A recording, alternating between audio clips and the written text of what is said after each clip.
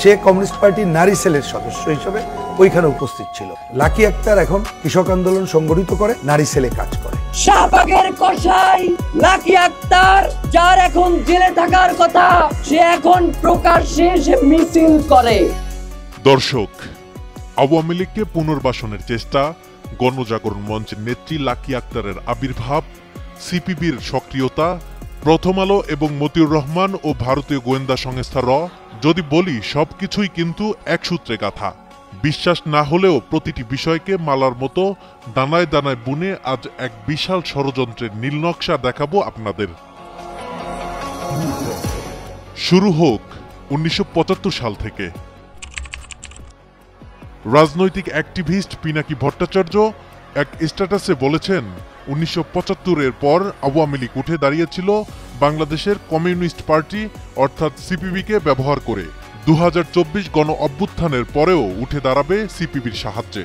এদিকে আরেক প্রবাসী রাজনৈতিক অ্যাক্টিভিস্ট ইলিয়াস হোসেনও বলেছেন, সিপিবি ভারতীয় গোয়েন্দা সংস্থা র এর বাংলাদেশি এজেন্ট হিসেবে কাজ করছে। এদিকে বর্তমানে হুট করেই সক্রিয় বাংলাদেশ কমিউনিস্ট পার্টির নারী সেলের সদস্য, ছাত্র ইউনিয়নের সাবেক সভাপতি লাকি আক্তার। তার পদটি নিশ্চিত করেছেন স্বয়ং সিপিবি সাধারণ সম্পাদক রুহিন হোসেন প্রিন্স। সে কমিউনিস্ট পার্টির নারী সেলের সদস্য হিসেবে ওইখানে উপস্থিত ছিল। লাকি আক্তার এখন কৃষক আন্দোলন সংগঠিত করে, নারী সেলে কাজ করে। সম্প্রতি ধর্ষণ বিরোধী মিছিলে তাকে আবার রাজনীতির রাজপথে দেখা যাচ্ছে। স্লোগান দিচ্ছে অন্তর্বর্তীকালীন সরকারের বিরুদ্ধে। পদত্যাগ চাচ্ছেন স্বরাষ্ট্র উপদেষ্টার। যেই ব্যর্থতার দায়ভার নিয়ে অবিলম্বে এই জাহাঙ্গীরকে পদত্যাগ করতে হবে। নিশ্চিতভাবে প্রফেসর ইউনূসকে ব্যর্থ প্রমাণের রাজনীতি আওয়ামী লীগ আর ভারতের। গোয়েন্দা সংস্থা বলছে, লাকির ডাকা প্রোগ্রামে দলে দলে যোগ দিবে নিষিদ্ধ ছাত্রলীগ। আওয়ামী ছাত্রলীগের পেজ থেকে লাকির ডাকা কর্মসূচির প্রমোশন ও শেয়ার হচ্ছে।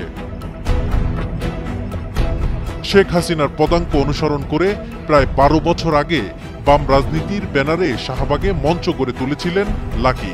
তরুণদের প্রভাবিত করে দেশে ইসলামী রাজনীতি নিষিদ্ধ করা ও মানবতা বিরোধী অপরাধের উসিলায় ইসলামিক নেতাদের ফাঁসিতে ঝুলানোর স্লোগান দিতেন তিনি। আর হাসিনাকে এই কর্ম সম্পাদনের আদেশ দিয়েছিল ভারত। সহজ কথায়, ভারতের এজেন্ডা বাস্তবায়নে হাসিনার হয়ে কাজ করেছে বাংলাদেশের কমিউনিস্ট পার্টি, আর তাদের জনপ্রিয় অস্ত্র লাকি আক্তার। সেই প্রেসক্রিপশনে আবারও রাজপথে ফিরেছে লাকি আক্তার। এই গণজাগরণ মঞ্চকে জনগণের কাছে জনপ্রিয় করা ও হঠাৎ উদয় হওয়া লাকি আক্তারকে তরুণ নেতাদের প্রতিনিধি বানিয়েছিল প্রথম আলোর ছাপাকালি।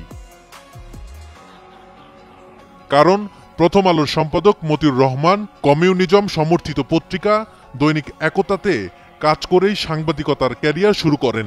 ভারতের মুখপাত্র ও ইসলাম বিদ্বেষী ট্রান্সকম গ্রুপের এই পত্রিকার সাথে মতাদর্শে আগাগোড়া মিল ছিল শেখ হাসিনার।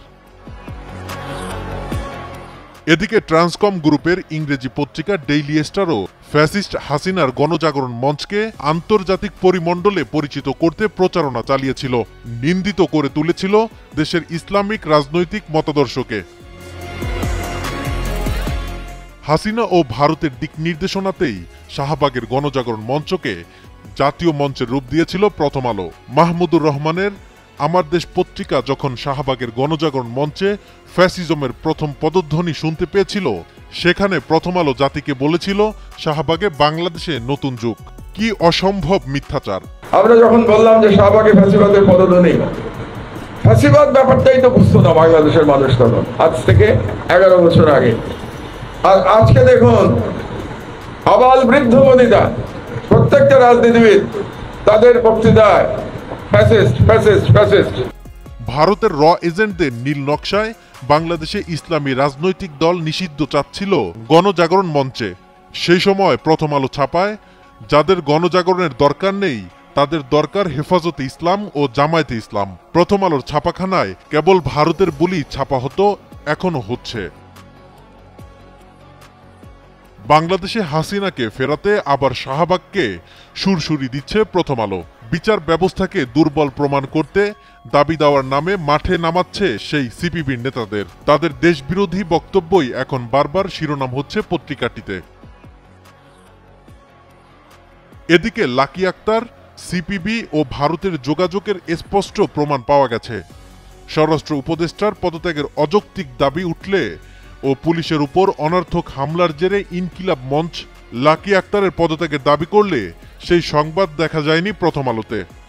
আবার ভারতীয় শীর্ষ গণমাধ্যম এই সামান্য লাকি আক্তারকে হাসিনার সাথে তুলনা করে স্ট্যাটাস ও নিউজ প্রকাশ করেছে। এতে সহজে বোঝা যায় ভারতের আশ্রয় প্রশ্রয়ে বাংলাদেশকে অস্থিতিশীল করতে মাঠে সক্রিয় সিপিবি ও প্রথম আলো।